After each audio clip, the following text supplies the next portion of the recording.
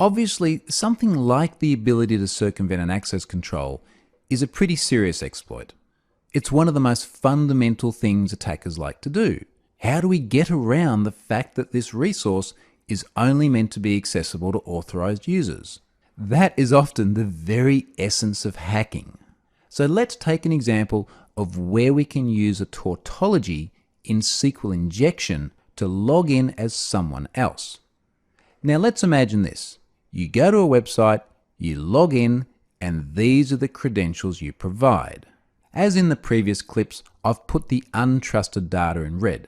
So imagine this time it's a form on a web page. It's going to be an HTTP post. There's one field called username, one called password. We're going to pass these values. Now inevitably, this particular login is going to translate down into a SQL statement that looks something like this. Now there are a few things that I want to point out with this SQL statement. So number one is it's clearly just looking for an occurrence of a user with a username of John Smith and a password of password with an @ instead of an A. The reason it's doing a select count star here is it's just trying to find how many of these exist. And of course it should really only ever be 0 or 1. And really this statement is just going to return an integer. If the web application gets back a 1, it says yes, this person does exist, their credentials are correct, let's log them in. The other thing I want to point out though is that this would be a very insecure password storage mechanism. And it's bad simply because there's no cryptography applied. This statement shows that the password is just stored in plain text. So certainly no good strong cryptographic hashes for password storage, which is what we really want to see in a database. I'm showing this query here though, because it is a very canonical representation of how serious a SQL injection risk can be. But again, if this is possible, the web application has got bigger problems than just SQL injection alone. Be that as it may, let's proceed because I wanted to talk about this tautology.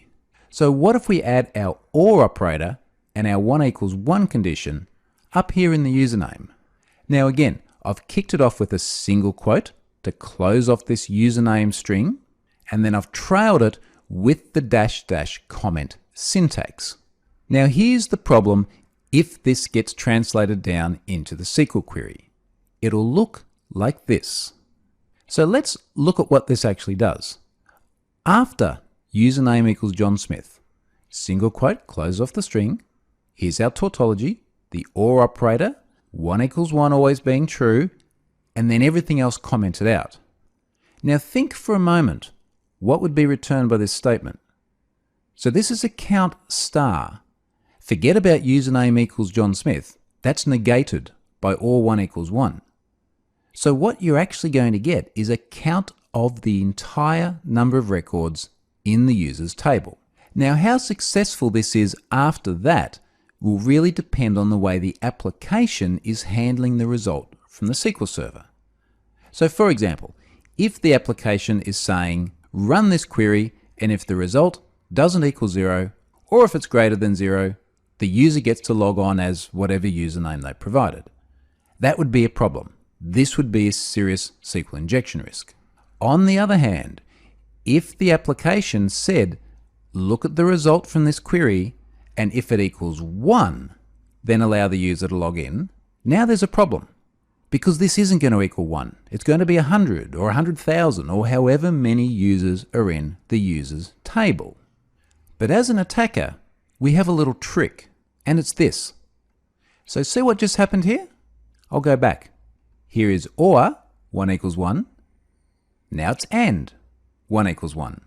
So this changes the nature of the query. And now, rather than negating username equals John Smith, it's requiring username equals John Smith. So it will only return one record. 1 will always equal 1, and the username will equal John Smith. So now we're only going to get one record, and if the application is only looking for one record, then the user will be logged in.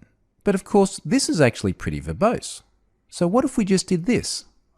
Just commented everything else out. Now it's actually very simple.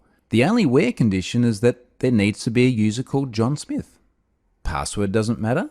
Any other tautologies off the end of it also don't matter. This becomes very, very simple. But of course, there is a caveat, and the main caveat is you've got to assume that the username is going to come before the password in the SQL query.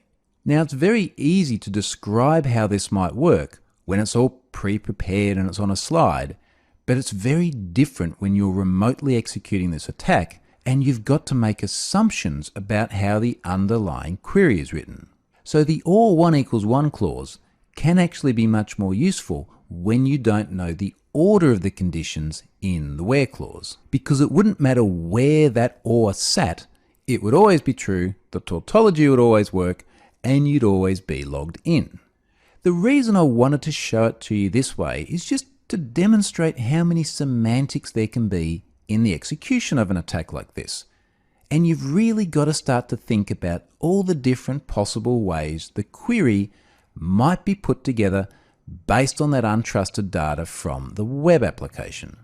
It requires a lot of trial and error, and particularly as we progress into more sophisticated attacks, a lot of background in terms of how the SQL query syntax actually runs. So this is one very good example of a malicious attack. Let's take a look at a bunch of other possibilities when you can mount an injection attack like this.